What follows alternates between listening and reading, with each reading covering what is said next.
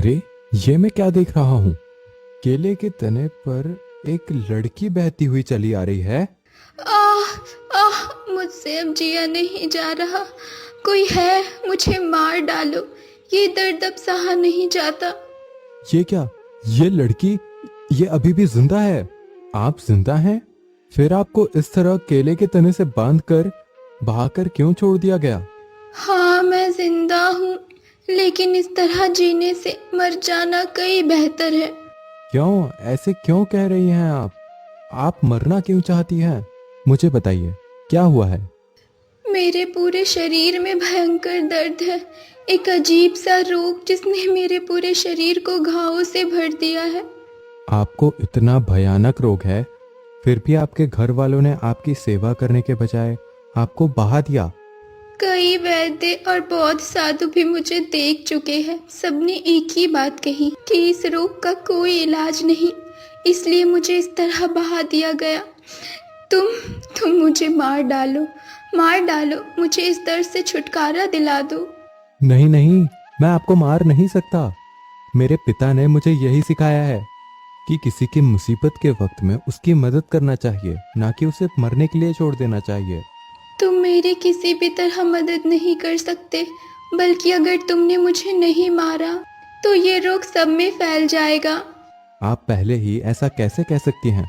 मैं आपकी मदद कर पाऊंगा या नहीं, ये तो कोशिश करने के बाद ही पता चलेगा। क्योंकि मैं जानती हूँ मेरे इस रोग का कोई इलाज नहीं है। मेरे पिता एक वैद्य हैं। आप चलिए, मैं आपको अपने घर ले चलता हूँ। तुम्हारे घर? नहीं नहीं, मैं नहीं चाहती कि मेरी वजह से कोई और मुसीबत में पड़े। और तुम मेरे पास मत आओ। मैं इन सब से नहीं डरता। मुझे भगवान पर पूरा विश्वास है। भगवान से जो भी मांगो, भगवान उसे कभी खाली हाथ नहीं लौटाते।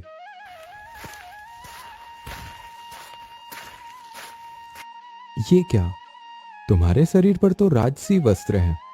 हाँ, मैं रूपनगर की इकलौती राजकुमारी हूँ, लेकिन मेरे साथ जो हुआ वो बहुत भयानक है। अभी इतना सब बताने की जरूरत नहीं है। पहले आपको घर ले जाकर ठीक करते हैं, फिर आराम से सब कुछ जानेंगे।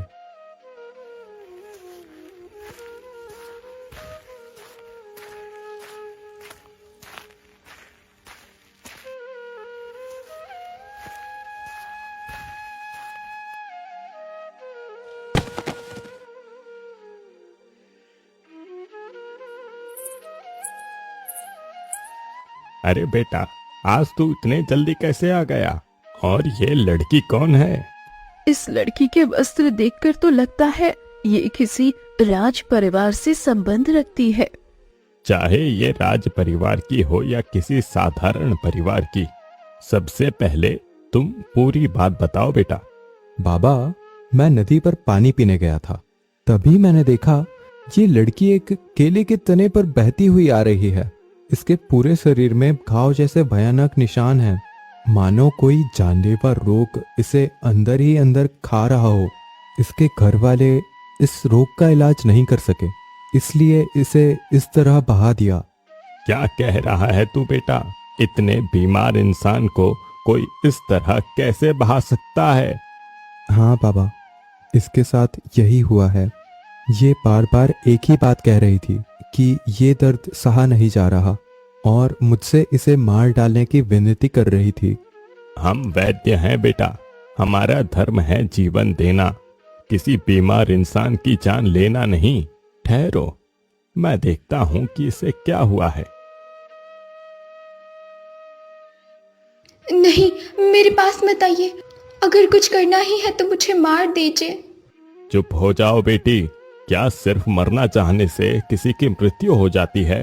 पहले मुझे तुम्हें देखने दो। तुम्हें क्या हुआ है ये समझना जरूरी है। तुम बार बार मरने की बातें क्यों कर रही हो? अगर तुम्हें मारना ही होता तो मैं यहाँ पे तुम्हें क्यों लेकर आता? तुम्हें बचाने के लिए ही मेरा बेटा तुम्हें यहाँ लेकर आया है। और तुम समझ पा रही हो कि तुम्हें आखिर कौन सा रोग हुआ है? सर्वनाश, ये तो जन्मजात रोग है। इस रोग को ठीक करने का तरीका हर किसी को नहीं पता, और जो भी इसके संपर्क में रहेगा उसके शरीर में भी ये रोग फैल सकता है। तो आप क्या करोगे बाबा? क्या आपको इस रोग का कोई इलाज नहीं पता? क्या आप इसे ठीक नहीं कर पाएंगे? उपाय है बेटा, मैं इस रोग को ठीक कर सकता हूँ, लेकिन इसके लिए मणिमुखा पत्ते लाने होंगे। मैं तो रोज जंगल जाता हूँ बाबा, आप बस उसका नाम बता दीजिए, मैं हर हालत में उसे ढूंढ कर ले आऊंगा। नहीं बेटा, मणिमुखा पत्ते हर कोई नहीं ला सकता, सिर्फ वही लोग इसे ला सकते हैं जिनका भाग्य बहुत प्रबल होता है। और तो और इसे ठीक करने के लिए दिन रात सेवा और देखभाल भी करनी होगी। आप इसकी चिंता मत कीजिए बाबा, मैं उसे ढूंढकर जरूर लाऊंगा। शायद भगवान ने ये काम मेरे लिए ही रखा है। और रही बात सेवा की, तो माँ भी तो है और मैं भी। चिंता मत करो, पराई लड़की है तो क्या हुआ, अगर हमारी सेवा से ये ठीक हो जाए तो इससे बड़ा पुण्य और क्या होगा।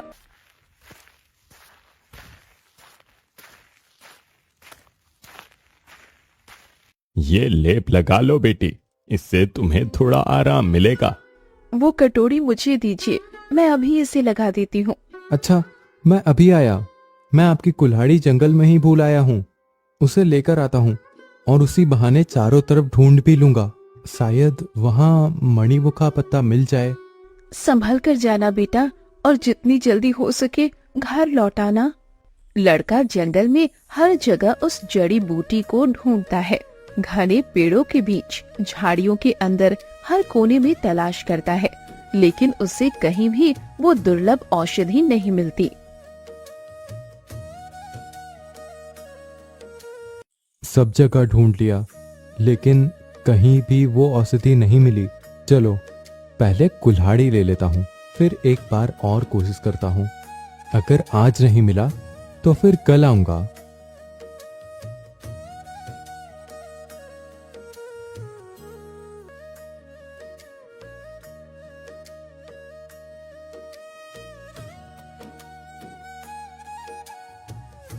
छोड़ दो, मत मारो मुझे, कोई है, बचाओ, छोड़ दो मुझे।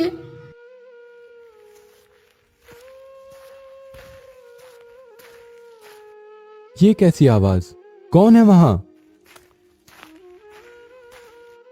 अरे तुम्हें क्या हुआ छोटे पक्षी? एक शिकारी के तीर से मैं घायल हो गया हूँ।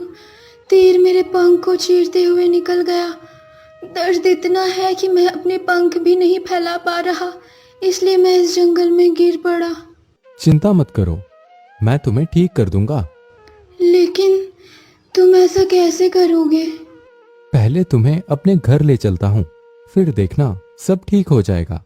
रुद्र उस घायल पक्षी को सावधानी से अपने हाथों में उठाकर जल्दी जल्दी घर की ओर लौट आता है।